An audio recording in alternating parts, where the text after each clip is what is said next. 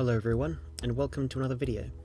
For this one, I'll be experimenting a bit and using some contrast paints to try and figure out an easy and quick way to make some simple and easy military fatigues designed for speed painting. So, as you can see, I've got a whole bunch of fairly cheap guardsmen, some paints, and some contrast, and this will be my palette on which I will see either succeed or fail at my experiment.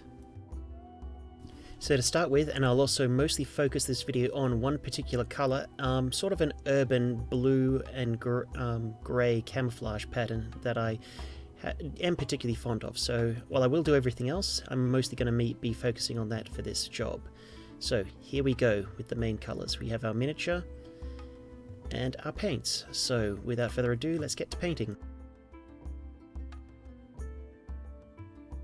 Alright, so to start with, we have our base miniature primed in white, and we'll paint with our main colour, which is, I believe, a steel blue. So yeah, as usual, base coat as normal, and then, like as Duncan says, 2 thin coats, and then you're good. So you can see I'm not being particularly neat, I'm just getting the paint as evenly as I can on the model.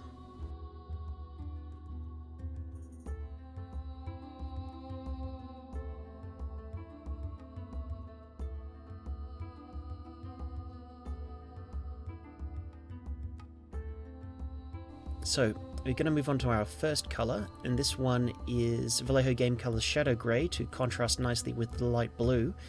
And the shape we're going to paint on the model is sort of like a flat rhombus going horizontally. The idea is we'll paint these fairly evenly throughout the model, but leaving a lot of the blue remaining.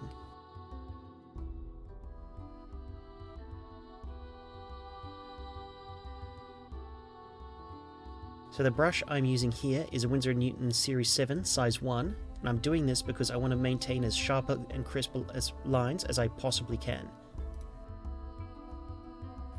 You also have to remember how the pattern would look like if it was printed out on a flat piece of material, and try and sort of conform that pattern around the folds of the clothing, and imagine how the clothing would be cut. Like, for example, on the pockets, those obviously would have been sewn out of a different kind set of material, so you'd want to treat those areas as separate like pattern spaces and not necessarily continuous with the rest of the trouser leg.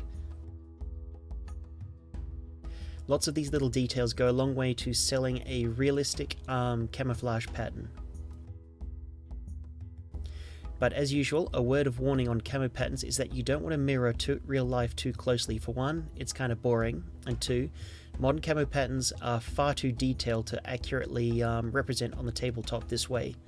The idea is to make it an visually interesting pattern, not necessarily a one-to-one replication of camouflage patterns in real life.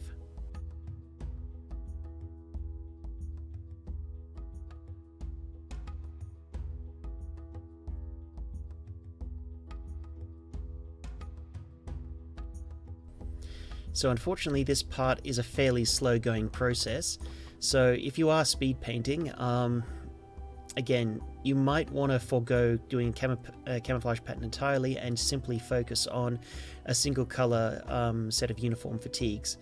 But on the other hand, this is a fairly good compromise between speed and actually getting a unit of guard in camouflage fatigues fully painted without having to go through all of the regular steps that you normally have to go through when painting miniatures.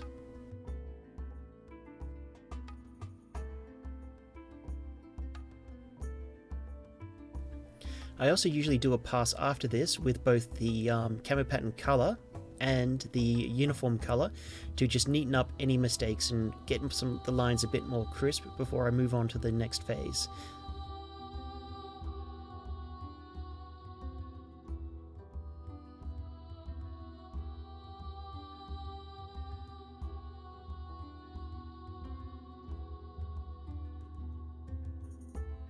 Okay, so now we're moving on to our third colour. This will be basically small, very small lines of glacier blue. I'm going to sort of evenly dot them all over the entire pattern to try and break it up a bit more. Now this was one of the failures of a sort on this pattern, as the glacier blue virtually disappeared once the contrast layer went down. You'll see in a moment. But the idea is to try and contrast the camo colors as much as possible, so that once the contrast goes down, they'll still be visible. Now, as part of this experiment, I think I, at least in part, failed in doing that. If I was to go back, I'd pick a darker shade of grey, and possibly another even more dark, either more dark or more light shade to stand out against the contrast, that layer that we'll be putting down in a moment.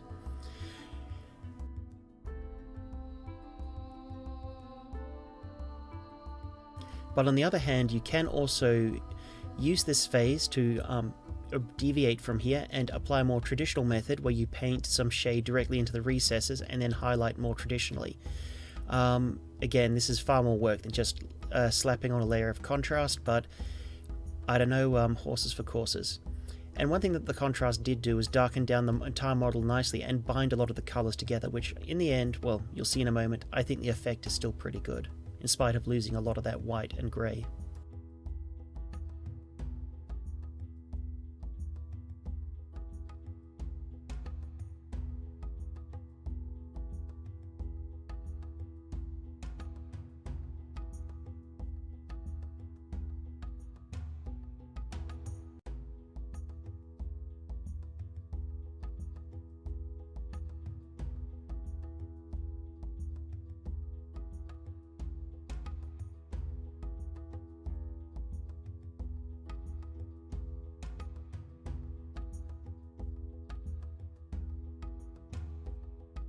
Alright, time for our contrast. The colour I'm using is Basilium Grey, and we'll just put it on in the usual manner of applying an all-over wash. Now, I'm not doing the whole 2 thick coats and just slapping it down like the GW videos say. Instead, what I'm going to do is put down a first initial layer, and then I will spend some time with a damp brush just evening it out and trying to minimize the amount of extreme pooling, because too much of this will kill a lot of our detail in the recesses. We only want to shade that detail, we don't want to remove it altogether.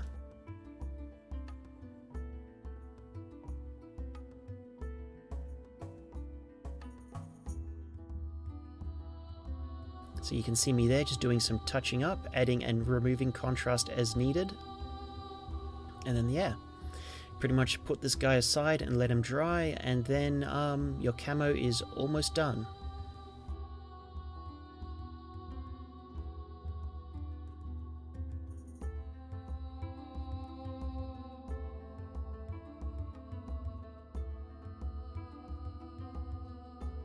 You can see that I also tried a variety of other colour schemes. This one is going for a more woodland, and my colours are a couple of shades of brown, one light, one slightly darker.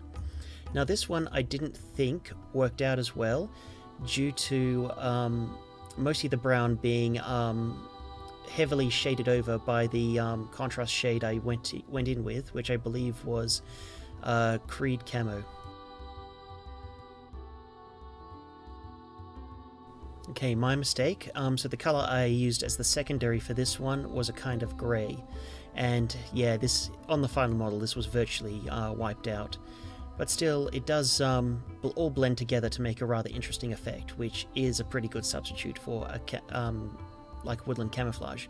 But once again, if I was doing this again, I would have picked a couple of darker shades of brown, or a darker shade of brown and an outright black, just so those colors wouldn't get completely annihilated by the layer of contrast.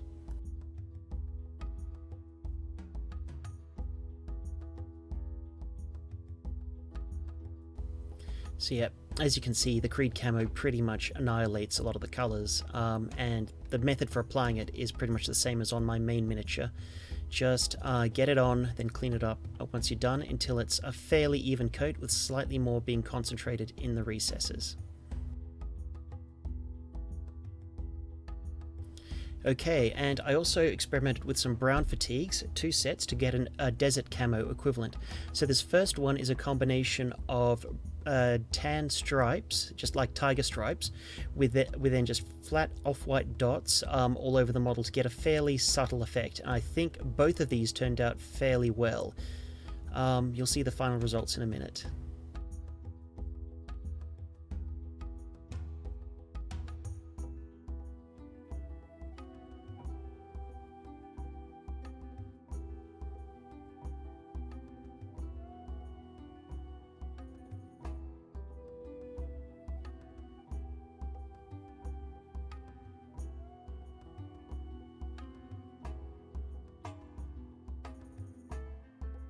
Okay, so for the secondary color, the camo dots, I'm not using a brush. Instead, I'm going to use, well, I am using a toothpick just to very, very neatly put the dots on, because I find that if you stab the brush too hard, it creates dots which are much larger, whereas a more solid implement creates dots of a more uniform size. So remember, you don't always have to use your brush.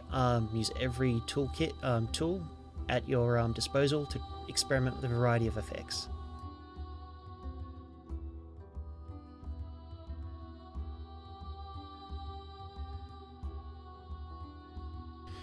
Okay, this guy got a coat of the Agaros Dunes color, which is a slightly lighter and more pale brown. Which this lighter contrast did a better job of retaining the camo pattern. So that's something to keep in mind. The heavier the contrast paint you use, the more of the camo pattern is obscured. This may be a desirable effect, or it may be not.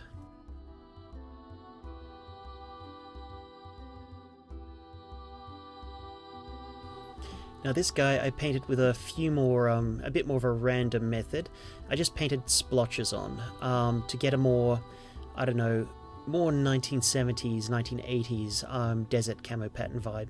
And no very sharp contrasting small chips, just a couple of overlapping colors. So this is probably the easiest kind of pattern to paint.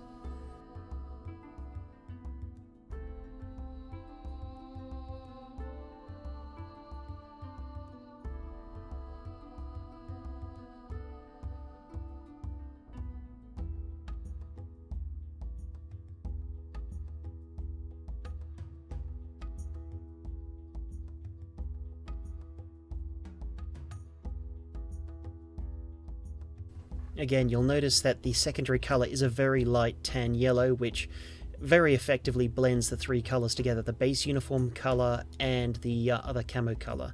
So, and as I mentioned before, the contrast goes on very, very heavy on this one, so it does obscure a lot of detail, but in that obscurity it does end up producing an interesting effect, so it wasn't entirely a wasted experiment.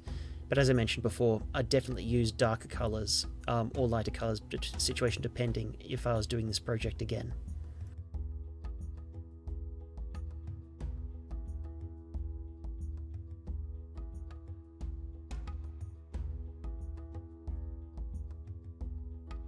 So yeah, this is a recycled name from a classic GW range, Snakebite Leather. And you can see it's a much darker color than the one we put on previously, so it'll leave a very nice reddish brown finish, which I think looks quite good, but again, it obscures and blends a lot of the detail, as you can see. And of course, like with all of the colors we've done before, just clean it up and even it up before you set it down to dry for good.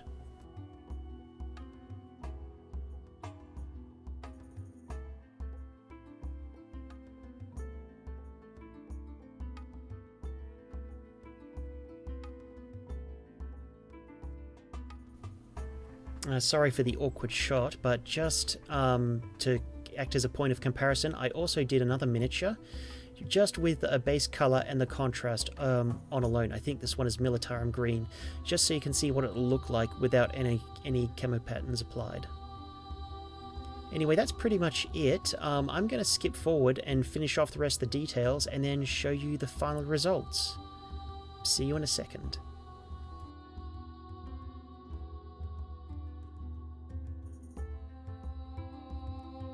Oh, one final thing before we move on.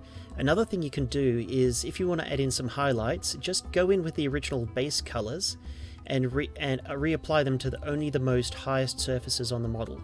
That way you do get some sharp edge highlighting as GW standard, while also retaining a lot of the, retaining the camouflage pattern which you did previously.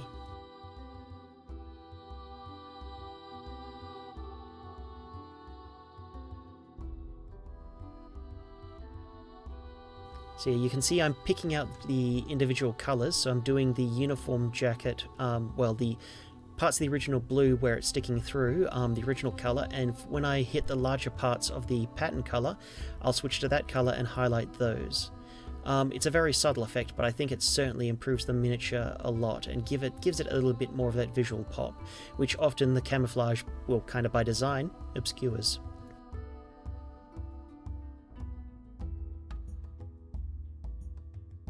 Okay, so we are just about done. What I am going to do is now officially take this video offline, finish off with the bare minimum effort to get something tabletop standard, and we'll see what it looks like. And here we are.